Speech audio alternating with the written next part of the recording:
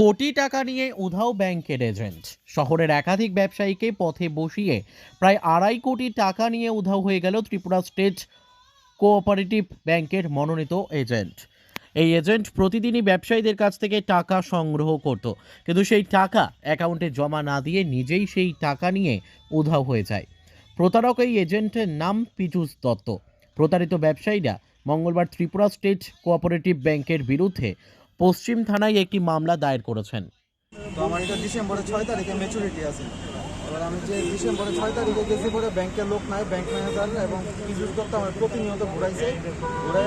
7 তারিখে আমি অনেকবার বলার পরে ব্যাংক ম্যানেজারের 2 তারিখ গেছি, 3 তারিখ গেছি, 4 তারিখ, 5 তারিখ, 7 তারিখে আমার টাকাটা দেওয়া হয়েছে ব্যাংক ম্যানেজারকে। আমি ব্যাংক ম্যানেজারে জিজ্ঞাইলাম যে এরকমভাবে যে আমরা এজেন্টটার থেকে আমরা টাকাটা ফেরাশনি করে পাইতেছি, আমি ডাইরেক্ট করা যায় কিনা। ব্যাংক ম্যানেজার কইতেছে এটা তো আমরা ব্যাংকের নিয়োগকৃত এজেন্ট, হ্যাঁ।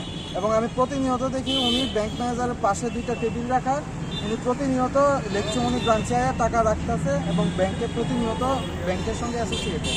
এবার একটা যদি রাষ্ট্রায়ত্ত ব্যাংকের সঙ্গে অ্যাসোসিয়েটেড কোনো এজেন্ট, রাষ্ট্রায়ত্ত ব্যাংকের ম্যানেজারের দ্বারা ইন্স্যুরেন্স করা একটা নিয়োগকৃত এজেন্ট যদি আমরা টাকাটা মাইরা দেয়, এখন কি বলেছে আপনারা যাওয়ার পর? আমরা যাওয়ার পরে আমি অ্যাকাউন্টে কোনো টাকাই নেই। অথচ আমি যখন এই 7 তারিখে টাকাটা উঠাইতে গেছি, আমি জিজ্ঞাসি আমার আরেকটা অ্যাকাউন্ট আছে কিনা। উনি বলতেছে আপনি নিশ্চিন্তে থাকেন, আপনার আরেকটা অ্যাকাউন্ট আছে। আজকে বলতেছে আমার নামে অ্যাকাউন্টে কোনো অস্তিত্বই নাই।